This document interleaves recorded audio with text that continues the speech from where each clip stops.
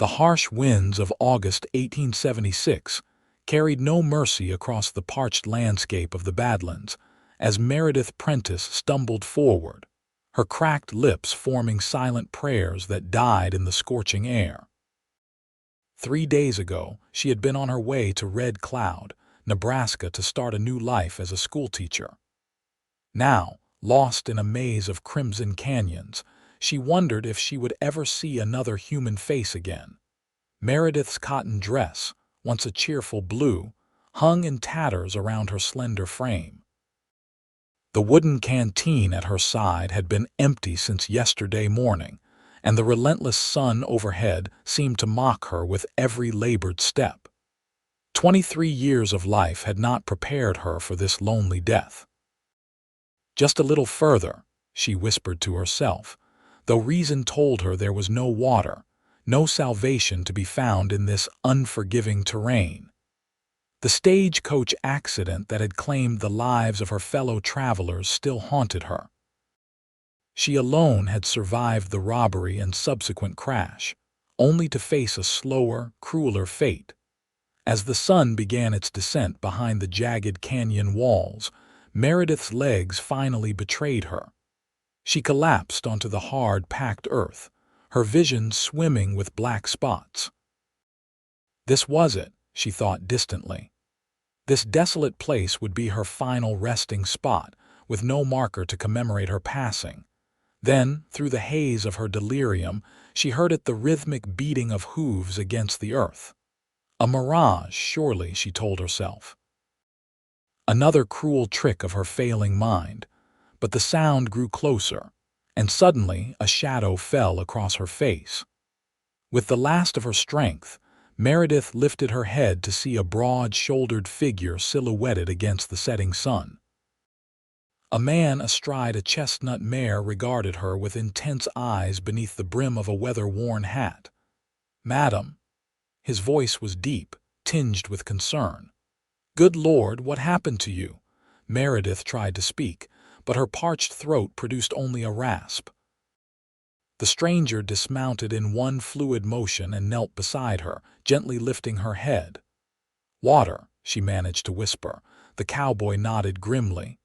"You're half dead from thirst." Without hesitation, he gathered her into his arms, her weight seemingly nothing to his strong frame.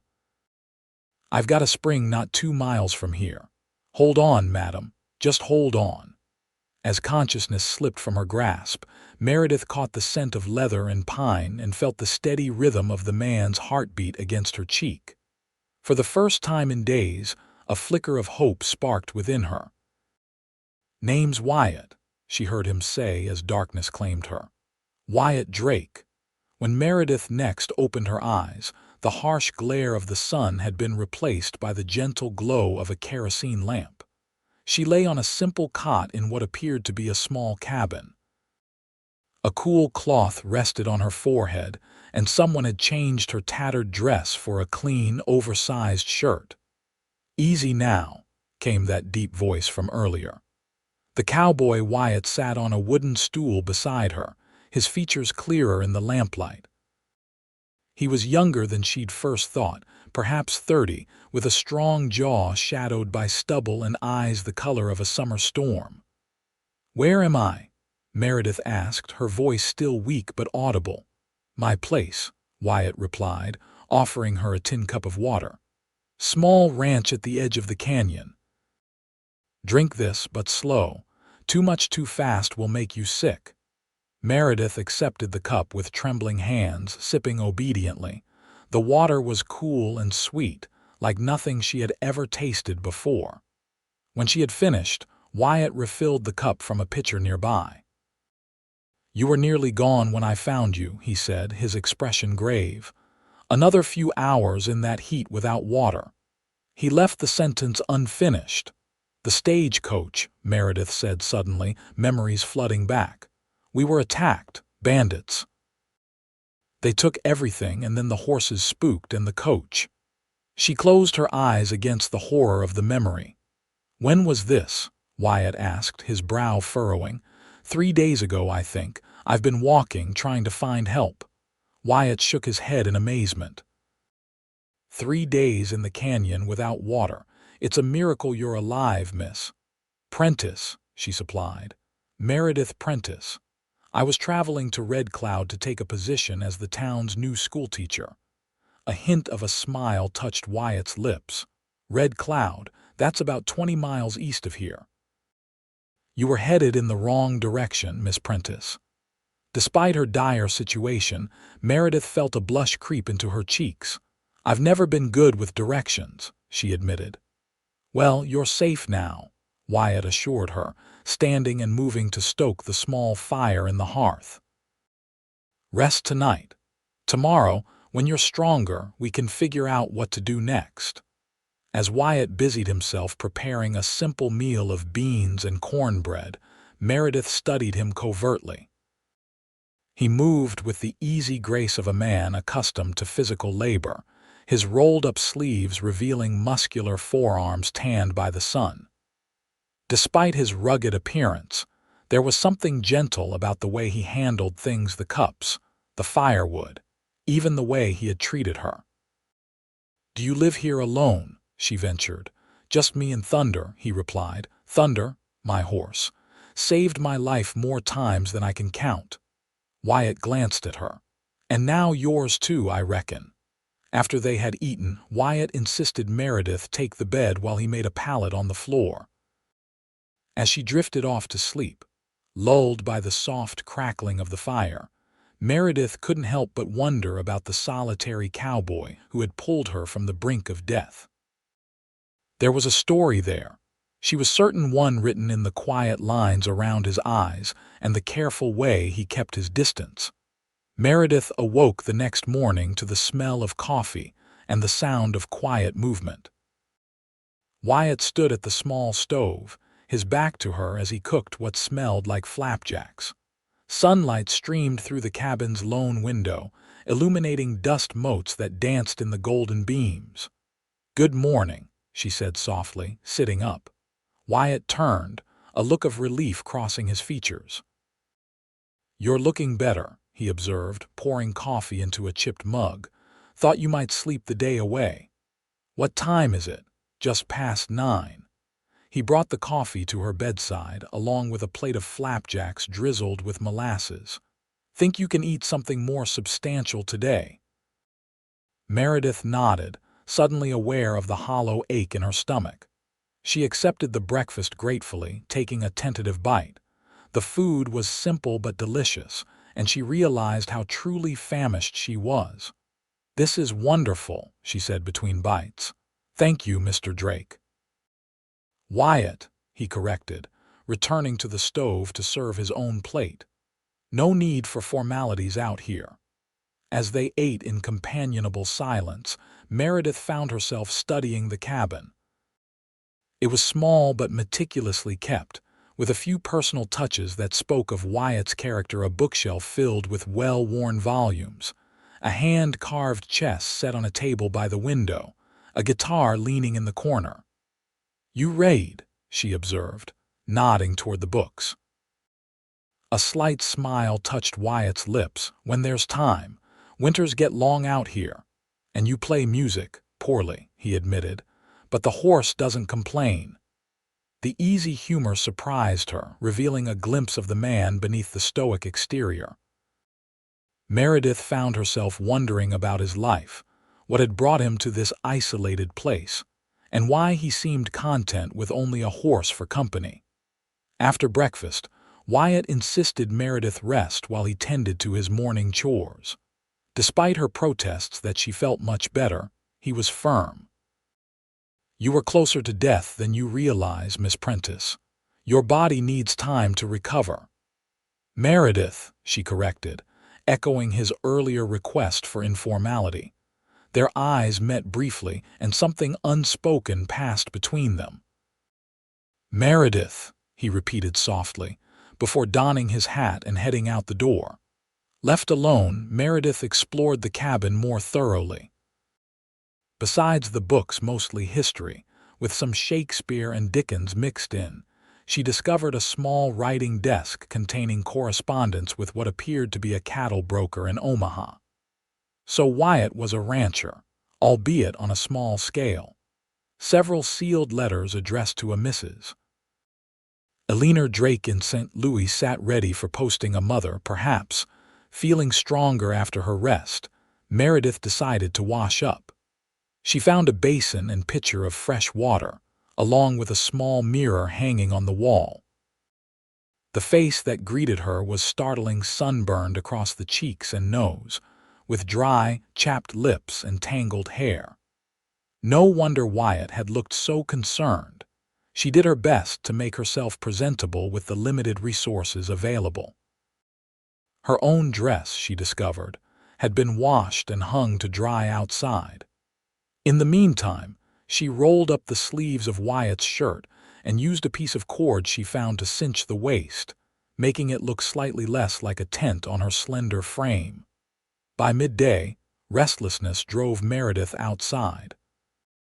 The cabin sat nestled against the base of a rust-colored bluff, with a small corral and barn to one side and what appeared to be a vegetable garden on the other.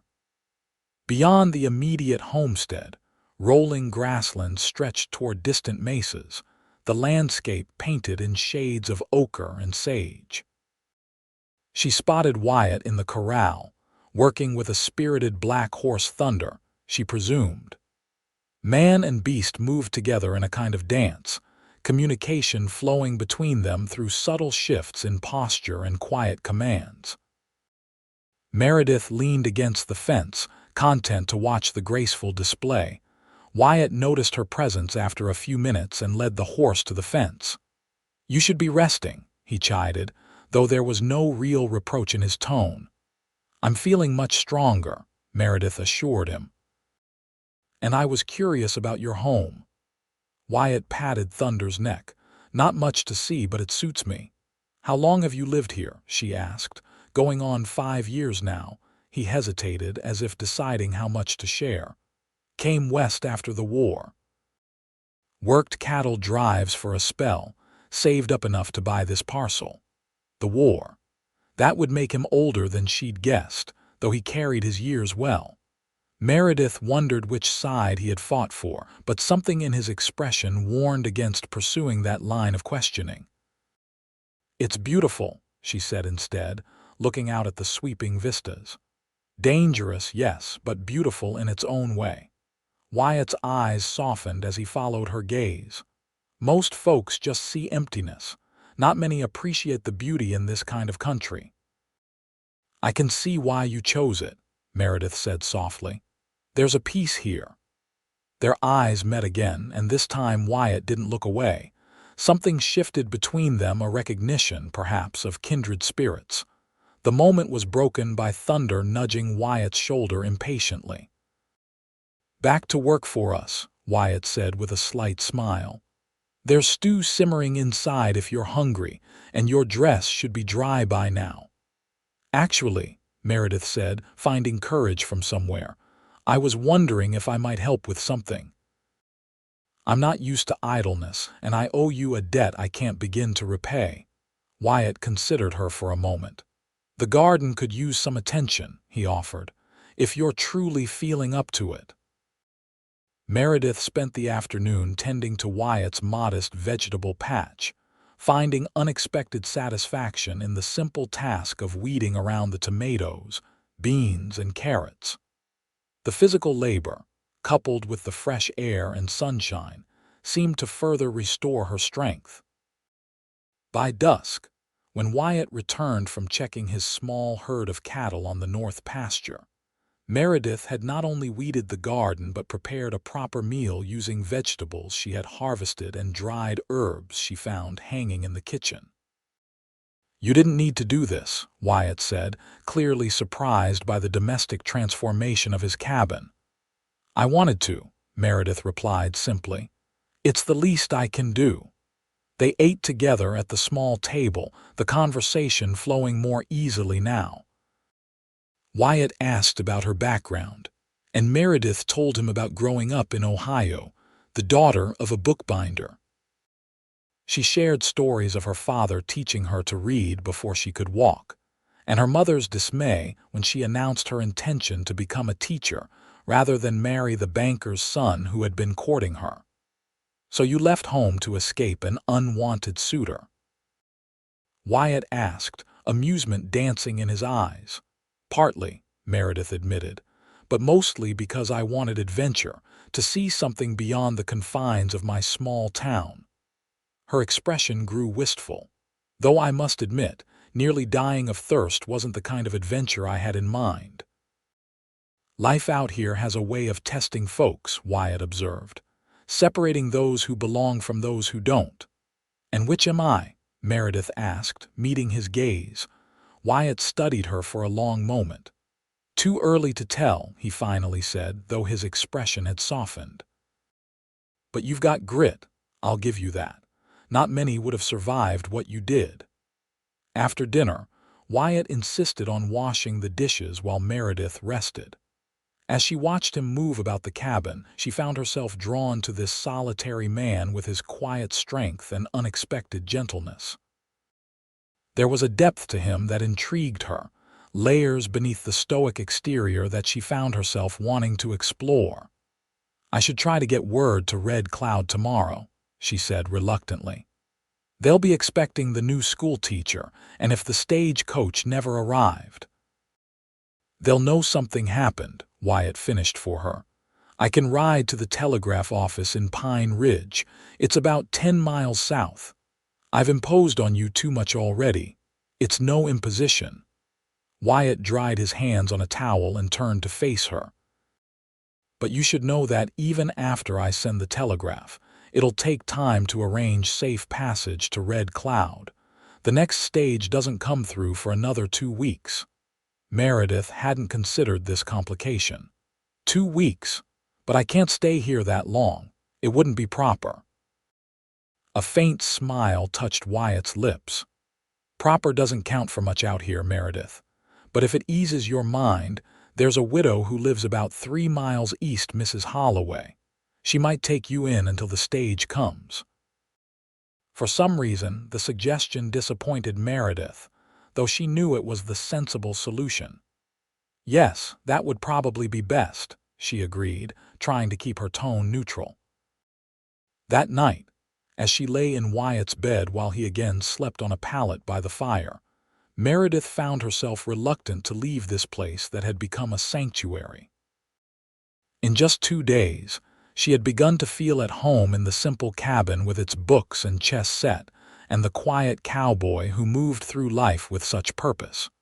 She told herself it was merely gratitude she felt after all. He had saved her life.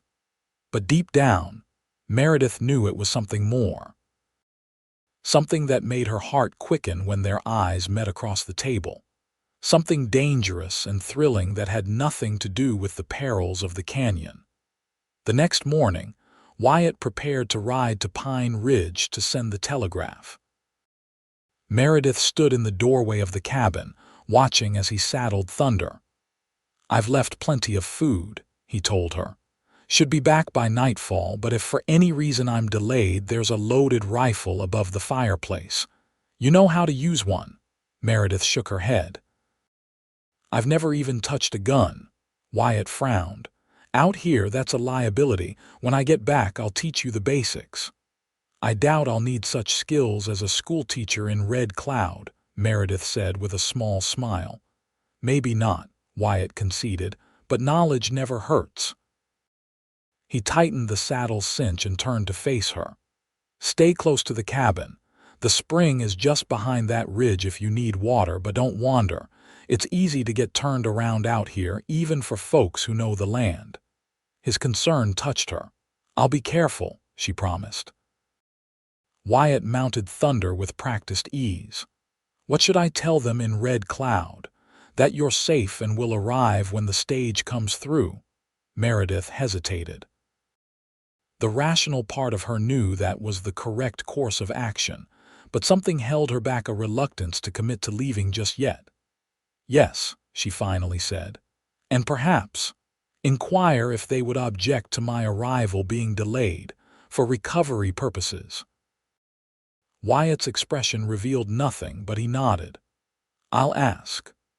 With a tip of his hat, He turned Thunder toward the south and rode away, his figure gradually becoming smaller against the vast landscape.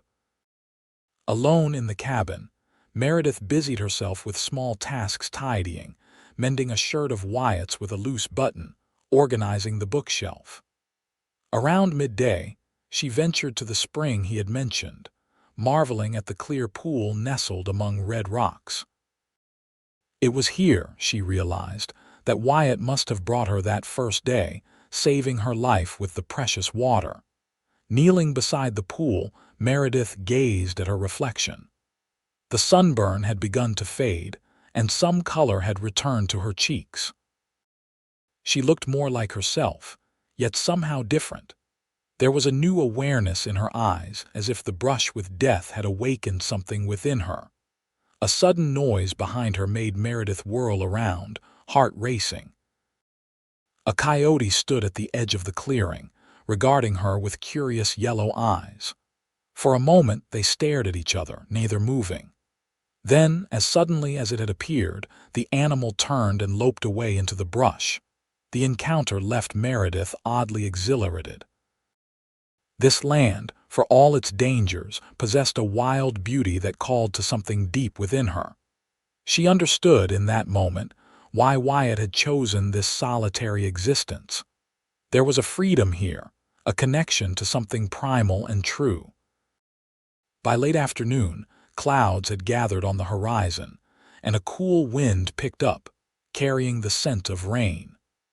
Meredith returned to the cabin and stoked the fire, preparing a simple meal and setting the table for two, hoping Wyatt would return in time to share it. As dusk settled over the canyon, the first drops of rain began to fall. Meredith stood at the window, watching the approaching storm with growing concern. Wyatt had said he would be back by nightfall, but the weather might delay him. The rain intensified, drumming on the cabin roof and obscuring the view beyond the small porch. Lightning flashed in the distance, followed by the low rumble of thunder. Meredith paced anxiously, glancing repeatedly at the door. When it finally swung open, Wyatt stepped inside, dripping wet and splattered with mud but otherwise unharmed. Relief flooded through Meredith. "You're back," she said, unable to keep the joy from her voice. Wyatt removed his hat and slicker, hanging them by the door. "Got caught in the edge of the storm. Thunder isn't fond of lightning, had to take it slow." "I was worried," Meredith admitted, handing him a towel for his wet hair. "No need," Wyatt assured her, though his expression softened at her concern. "I know this country. Takes more than a little rain to cause me trouble." Once Wyatt had changed into dry clothes, they sat down to the meal Meredith had prepared. Outside, the storm continued to rage, but inside the cabin was warm and snug, the fire casting a golden glow over everything. "Did you send the telegraph?" Meredith asked as they ate. Wyatt nodded. "To the town council in Red Cloud. Told them you survived the stagecoach accident and would arrive on the next stage in 2 weeks." He paused, meeting her eyes. "I also mentioned that you were recovering from your ordeal and asked if the delay would cause any problems. And their response: the schoolhouse won't open until September anyway. They're just relieved you're alive. The stage company had already reported the robbery and crash. No survivors were found at the site, so they assumed the worst." Meredith shuddered, thinking of how close she had come to perishing in that canyon. "Did they say anything about the others? The passengers and driver?" Wyatt's expression grew grim. "The driver and guard were found dead at the scene. One passenger as well. The bandits took everything of value." "There was an older woman," Meredith said softly. "Mrs. Templeton. She was traveling to visit her daughter in Red Cloud, and a young man, a clerk of some kind, heading to Omaha." "I'm sorry," Wyatt said, understanding in his eyes. "It appears you were the only survivor." Tears welled in Meredith's eyes as the full weight of her narrow escape hit her. "I don't understand why I lived when they didn't." she whispered. Wyatt reached across the table, his strong hand covering hers. Sometimes there's no rhyme or reason to who lives and who dies. I saw enough of that during the war to last a lifetime. His touch anchored her, warm and reassuring. I'm glad you found me, she said, voice thick with emotion. So am I, Wyatt replied simply.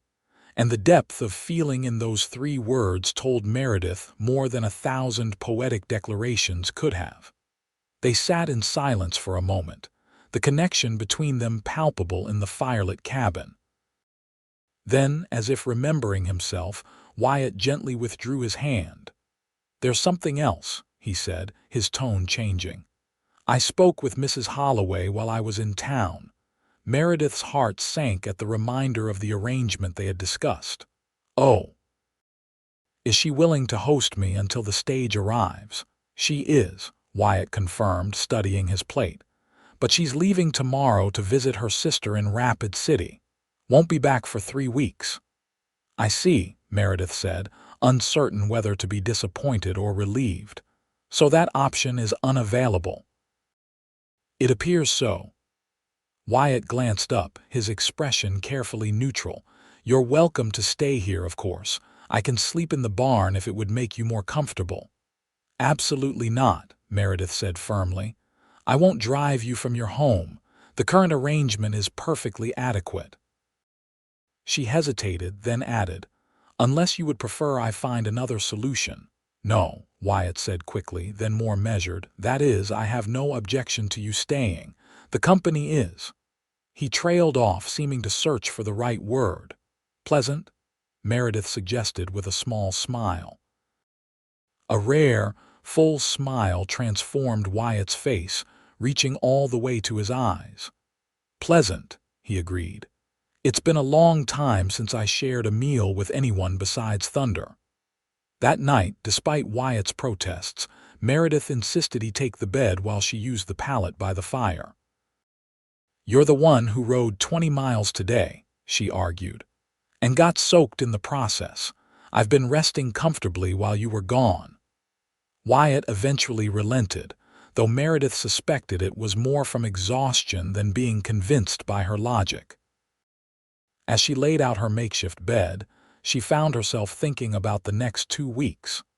2 weeks in this cozy cabin with the enigmatic cowboy who had saved her life. 2 weeks before she needed to face her new position, her new life in Red Cloud. For reasons she couldn't fully articulate, the prospect filled her with both anticipation and a strange sadness. The days that followed fell into a comfortable rhythm. Mornings began with coffee and a simple breakfast, after which Wyatt would attend to his ranch duties while Meredith took on more household tasks. Despite Wyatt's initial protests, she insisted on contributing, finding satisfaction in keeping the cabin neat, tending the garden, and preparing meals. In the afternoons, when Wyatt returned for a midday meal, they would talk. Meredith learned that he had grown up in Missouri, the son of a blacksmith. He had fought for the Union during the war, though he spoke little of that time. Afterward, seeking to leave the memories behind, he had headed west, working various jobs before settling on this small ranch. It's not much, he admitted one day as they stood on the porch, surveying his modest operation. 30 head of cattle, a few horses I'm breaking for sale, the garden. But it's mine, free and clear. It's wonderful, Meredith said sincerely. You've built something here, something real. Wyatt glanced at her, surprised by her understanding. Most women wouldn't see it that way. They'd see isolation, hardship.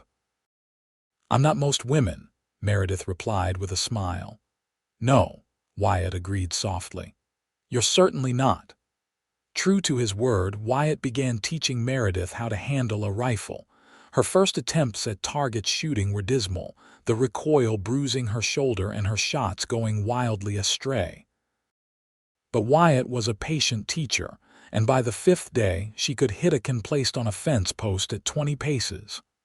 Not bad for a schoolteacher, Wyatt commented after a particularly good shot. Meredith lowered the rifle, pleased with her progress. "I believe in being a well-rounded educator," she said with mock primness. "Reading, writing, arithmetic, and marksmanship." Wyatt chuckled, the sound rich and warm in the afternoon air. "The children of Red Cloud won't know what hit them."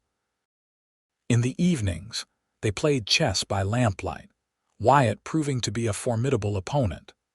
Sometimes he would read aloud from one of his books while Meredith mended clothes or prepared vegetables for the next day's meals. The domestic intimacy of these moments stirred something deep within her, a longing for permanence, for belonging. On the 7th day of her stay, Meredith accompanied Wyatt to check on a section of fence that needed repair. They rode double on Thunder, Meredith seated in front of Wyatt, acutely aware of his strong arms on either side of her as he held the reins. "You should learn to ride," Wyatt said as they returned to the cabin. "I have a mare that would suit you, gentle but not too plodding." "I'd like that," Meredith replied, surprising herself with how much she meant it. The idea of galloping across the open country with Wyatt by her side held undeniable appeal. The riding lessons began the next day. The mare, a dappled gray named Whisper, was indeed gentle, though spirited enough to make the experience exciting. Wyatt was as patient with this instruction as he had been with the shooting lessons, his hands steady and sure as he showed Meredith how to hold the reins, how to communicate with the horse through subtle shifts in weight and pressure. By the end of the second lesson, Meredith was trotting confidently around the corral. By the 5th, she and Wyatt were taking short rides around the property, Meredith marveling at the freedom she felt astride Whisper. "You're a natural," Wyatt told her as they paused atop a small rise overlooking the canyon. The setting sun painted the landscape in fiery hues, the rock formations glowing like molten gold. "I had a good teacher," Meredith replied, smiling at him.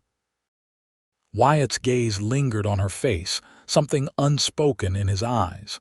Then he looked away, focusing on the horizon. "We should head back. It'll be dark soon." That night, as they sat on the porch watching stars emerge in the vast Nebraska sky, Meredith found herself contemplating the approaching end of her stay. Only 5 days remained before the stage would arrive to take her to Red Cloud. "What will you do after I'm gone?" she asked softly.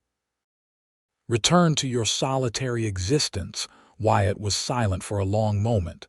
"I suppose so," he finally said. "It's what I'm accustomed to." "Don't you ever get lonely out here?" Again, he took his time answering. "I did at first. Now I find peace in the solitude." He glanced at her. "Or I did, until recently." Meredith's heart quickened at his words, at the implication that her presence had disrupted that peace. "I've intruded on your life," she said, looking down. "No," Wyatt said firmly. "That's not what I meant." He shifted in his chair to face her more directly. "Having you here has reminded me of things I'd forgotten: conversation, shared meals, laughter." His voice grew softer. "It will be quiet when you're gone." The admission hung between them, charged with meaning neither dared to voice. Meredith wanted to tell him how she felt that the thought of leaving filled her with an inexplicable sadness, that in this short time he had become important to her in ways she couldn't fully explain. Instead, she said, "I'll miss this place." What she meant was, "I'll miss you." Wyatt seemed to understand the subtext. His hand moved across the space between their chairs, finding hers in the darkness. They sat like that, fingers entwined, watching the stars in silence. The next morning brought a change in Wyatt's usual routine. After breakfast, instead of heading out to work, he lingered at the table, an unusual tension in his manner. "I thought we might ride to the North Ridge today," he said, his tone deliberately casual. "There's something there I'd like to show you." Intrigued by the break-in pattern and the hint of mystery, Meredith readily agreed. They set out mid-morning, Meredith now comfortable enough on Whisper to manage a steady trot alongside Thunder. The ride took them through parts of Wyatt's property. She hadn't yet seen a small apple orchard, a meadow filled with wildflowers, and finally up a winding trail that led to a ridge overlooking the entire canyon. The view was breathtaking. The landscape spread out below them like a living map. "It's incredible," Meredith breathed, dismounting to stand at the edge of the ridge. Wyatt joined her, his shoulder nearly touching hers as they gazed out at the panorama. "This is where I came when I first found this land," he said quietly. "Stood right here and knew this was where I wanted to build my life." There was something in his voice that made Meredith turn to look at him. His profile was strong against the blue sky, his expression more open than she had ever seen it. "Why did you bring me here, Wyatt?" she asked softly. He met her gaze, the usual guardedness in his eyes replaced by something vulnerable and honest. "Because this place matters to me, and because—" He hesitated, then continued with quiet determination. "Because in these past days you've come to matter to me too." Meredith's heart raced at his words. "Wyatt, you don't have to say anything," he interrupted gently. "I know you have plans, a position waiting in Red Cloud. I'm not asking you to change that. I just wanted you to know." But Meredith had spent too many days holding back what she felt. With a courage born of near death and newfound strength, she stepped closer to him. "I have come to care for you too, Wyatt Drake," she said, her voice steady despite the hammering of her heart. "More than I thought possible in so short a time." For a moment, Wyatt stood perfectly still, as if afraid any movement might shatter the moment. Then, with exquisite care, he raised a hand to cup her cheek. "Meredith," he murmured, her name a prayer on his lips. When he kissed her, it was gentle at first, a tentative exploration. Then, as she responded, it deepened into something more urgent, more honest. Meredith wound her arms around his neck, feeling the solid strength of him against her, anchoring her in this wild, beautiful place. When they finally parted, Wyatt rested his forehead against hers, his breathing uneven. "I didn't plan for this," he admitted. "When I found you in the canyon, I was just trying to save a life." "And instead," Meredith prompted, her hands still resting on his shoulders. A smile touched his lips, reaching all the way to his eyes. "Instead, I think you may have saved mine." They stayed on the ridge through midday, sharing a simple lunch Wyatt had packed and talking more openly than ever before. Meredith told him of her dreams to make a difference as a teacher, to help shape young minds.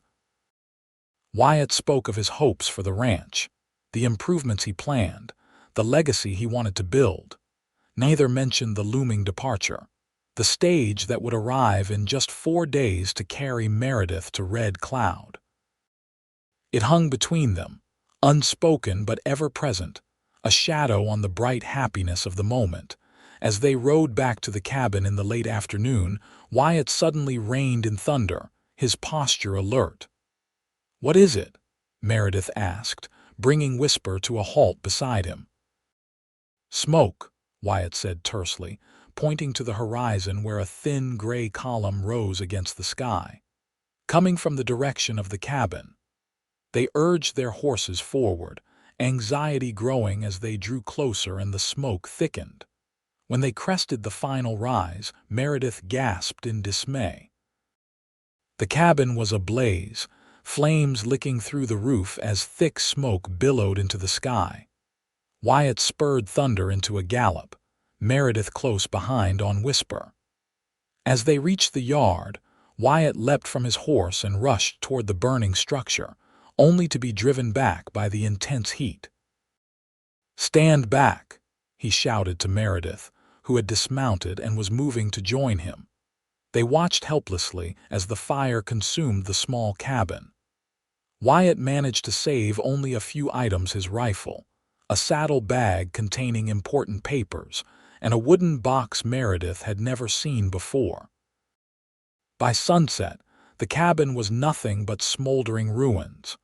Wyatt stood amidst the devastation, his expression grim as he surveyed what remained of his home. "Everything's gone," he said, his voice hollow. Meredith moved to his side, slipping her hand into his. "What happened?" "How could it have caught fire?" Wyatt shook his head. "Could have been anything, a spark from the fireplace, a lantern knocked over by the wind. Doesn't matter now." "What will you do?" Meredith asked softly. Wyatt looked at her, his eyes reflecting the dying embers. "Rebuild? What else can I do? This is my land." The determination in his voice stirred something in Meredith: admiration, respect, and a deepening of the feelings that had been growing since he first carried her from the canyon. That night, they made camp by the spring, using the few blankets and supplies Wyatt kept in the barn. As they sat beside a small fire, the reality of their situation settled over them. "You should leave for Red Cloud tomorrow," Wyatt said suddenly. "There's nothing for you here now, and I can arrange for someone in Pine Ridge to take you. Is that what you want?" Meredith asked, searching his face in the firelight. Wyatt's expression was conflicted. "What I want and what's best for you may be different things."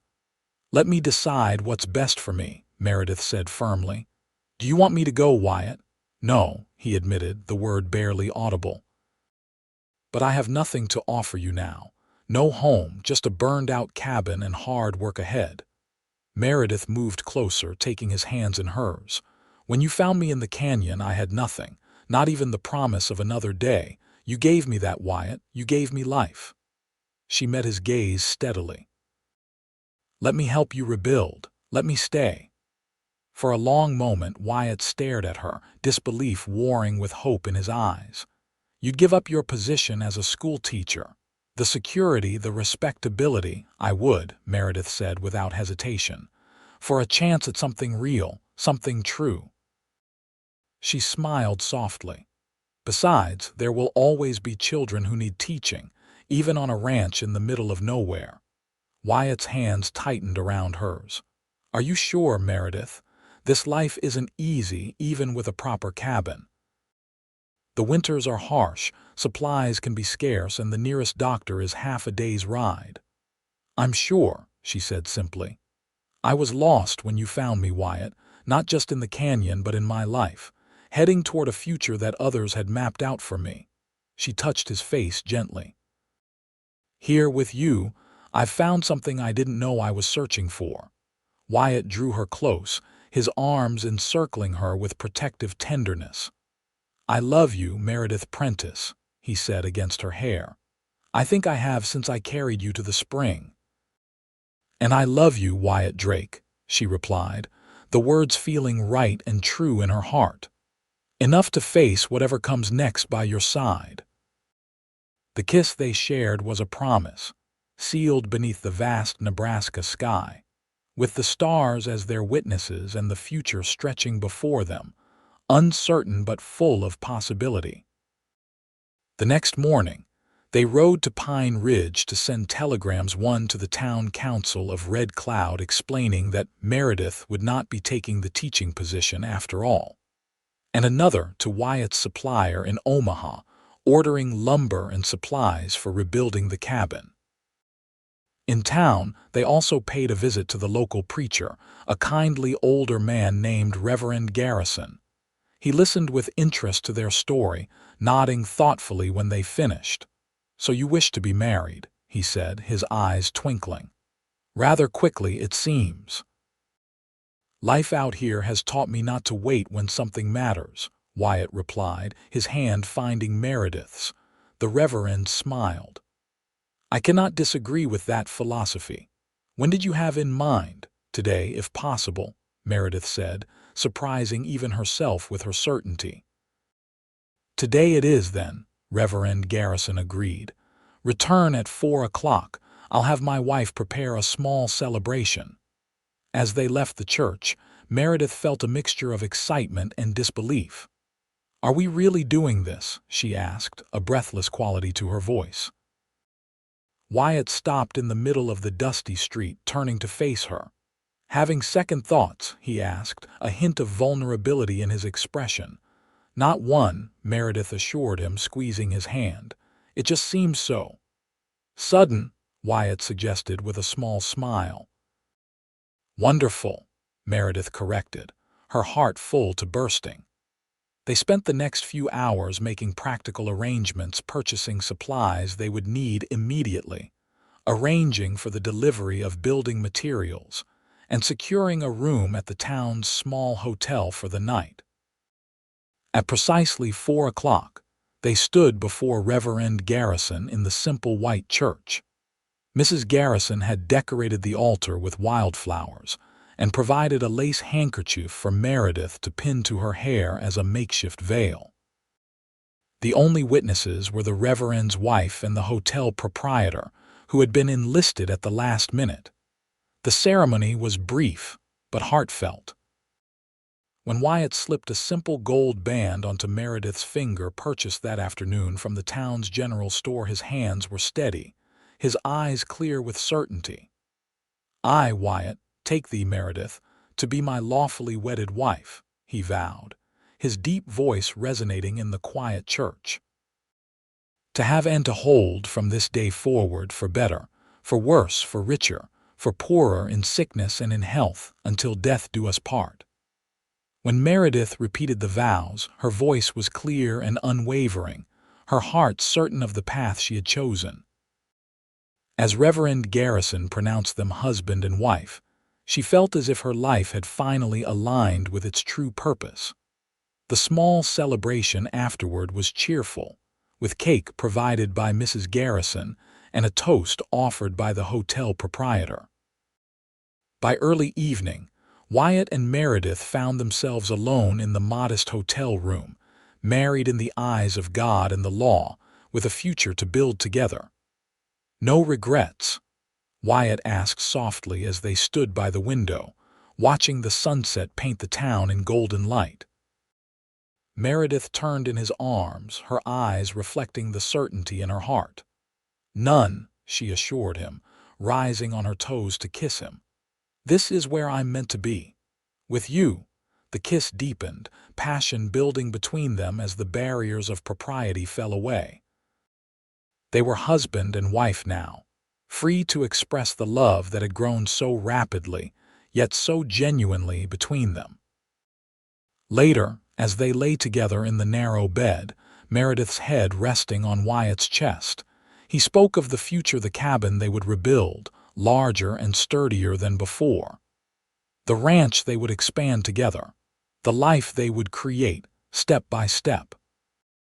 "It won't be easy," he reminded her, his fingers tracing patterns on her bare shoulder. "Nothing worthwhile ever is," Meredith replied, lifting her head to meet his gaze. "But we'll face it together." The next morning they returned to the ranch, materials for a temporary shelter loaded in a wagon borrowed from one of Wyatt's neighbors.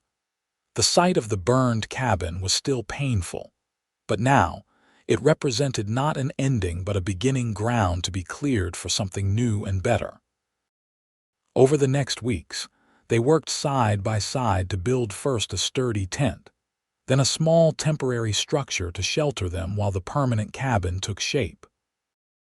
Wyatt taught Meredith the basics of construction, and she proved to be a quick study, her slender hands becoming calloused and strong as she hammered nails and sawed lumber. Word of their situation spread through the scattered community, and neighbors arrived to help. Ranchers Wyatt had traded with, townspeople from Pine Ridge who respected his honest dealings. What might have taken months began to take form in weeks. By late September, as the first chill of autumn crept into the air, the new cabin stood complete. It was larger than the original, with a separate bedroom, a stone fireplace, and windows that caught the morning sun. Wyatt had insisted on building a small schoolroom at the back, where Meredith could teach the children from neighboring ranches. "You may not be the schoolteacher in Red Cloud," he told her as they stood admiring the finished structure. "But that doesn't mean your gift for teaching should go to waste." Meredith's heart swelled with love for this man who understood her so completely, who had created space for her dreams within his own. As they settled into their new home and the rhythm of ranch life, Meredith discovered depths of strength within herself she had never known existed. She learned to ride as confidently as any cowhand, to shoot accurately enough to hunt small game, to predict the weather by reading the sky and wind. Wyatt, for his part, blossomed under the warmth of Meredith's love. The solitary, reserved man she had first encountered gradually gave way to someone more open, more willing to share not just the work of the ranch but his thoughts and feelings as well. Their first winter together proved challenging, with snowstorms that isolated them for days and temperatures that froze the water in the basin each morning. But the cabin was warm, their supplies plentiful, and their love a constant source of heat and light. By spring, Meredith had news to share. As they sat on the porch one evening, watching the sunset paint the canyon in shades of rose and gold, she took Wyatt's hand and placed it gently on her stomach. "We'll need to consider adding another room," she said softly, watching his expression transform from confusion to wonder to joy. "A baby," he whispered, his voice thick with emotion. Meredith nodded, tears of happiness welling in her eyes. "A child of our own to raise in this beautiful place you've created."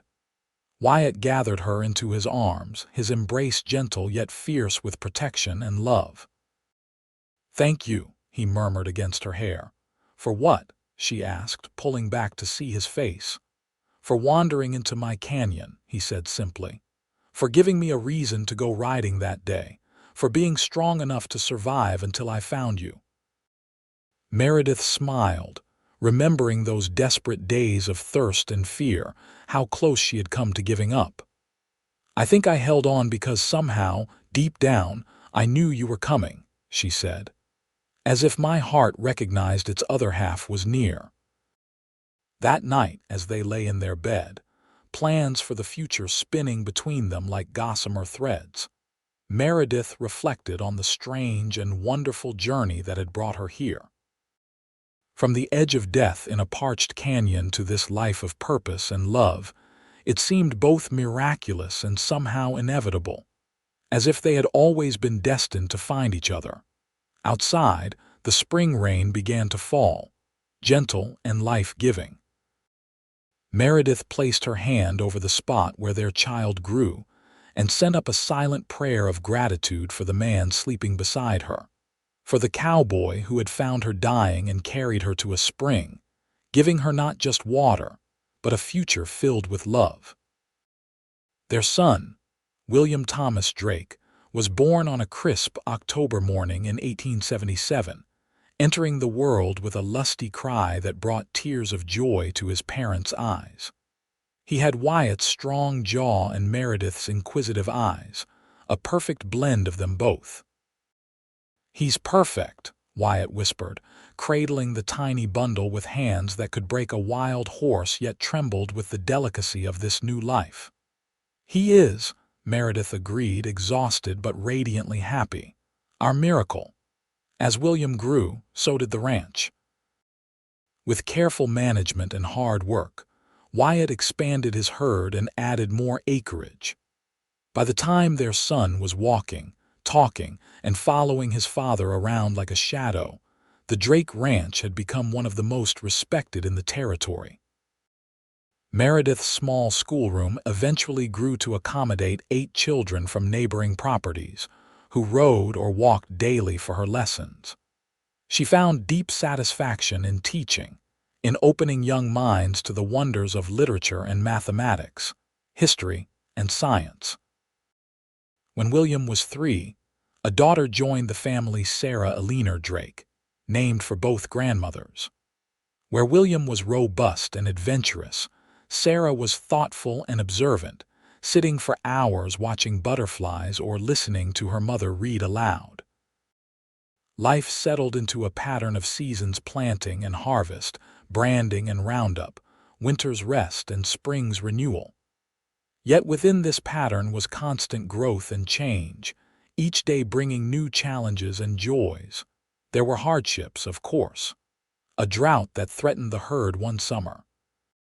A winter so severe they feared for the cattle. Illness that swept through the family one autumn, leaving them weak but thankful to have survived together. Through it all, the love between Wyatt and Meredith remained the bedrock of their existence. Each evening, no matter how exhausting the day had been, they took time to sit together on the porch, watching the sunset over the canyon, their hands intertwined. "You ever regret it?" Wyatt asked one evening as they observed their children playing in the yard, now 10 and 7 years old, healthy and happy. "Giving up the life you planned for this one?" Meredith looked at him, this man who had grown only more handsome to her eyes with the passing years, his face weathered by sun and wind, his eyes still clear and honest. "Never," she said with absolute certainty. "This is the life I was meant for, Wyatt. You and the children. This land, it's everything I could have wished for and more." In 1890, 14 years after Wyatt had found Meredith dying in the canyon, they stood together at the edge of their property, now a thriving ranch of 500 acres with a herd of 200 cattle, productive fields, and orchards heavy with fruit. William, at 13, was already showing signs of the capable rancher he would become, while 10-year-old Sarah displayed her mother's gift for teaching, often helping with the youngest students in the schoolroom. "It's hard to believe," Meredith said, leaning against Wyatt's shoulder as they surveyed their domain. "All of this from such desperate beginnings." Wyatt wrapped his arm around her waist, drawing her close. "I think about it every time I ride past that canyon," he admitted. "How close I came to missing you, if I'd taken a different route that day, if you'd wandered in another direction." "But you didn't, and I didn't," Meredith said softly, "and here we are." Here they were indeed no longer the desperate woman without water and the solitary cowboy, but partners in every sense, builders of a legacy that would continue long after they were gone. That night, as they prepared for bed in the room that had been theirs for nearly 15 years, Wyatt took Meredith's hands in his expression serious. "I never told you," he began, "that on the day I found you, I was considering selling the ranch." Meredith looked at him in surprise. "Selling? But you loved this place." "I did," Wyatt acknowledged, "but I was lonely. The isolation that had once seemed like freedom had become a burden. I was riding that day to clear my head, to decide whether to stay or go." "What changed your mind?" Meredith asked, though she thought she knew the answer. Wyatt smiled, the same smile that still made her heart skip after all these years. "You did. Finding you, bringing you back here, it gave this place new purpose, gave me new purpose."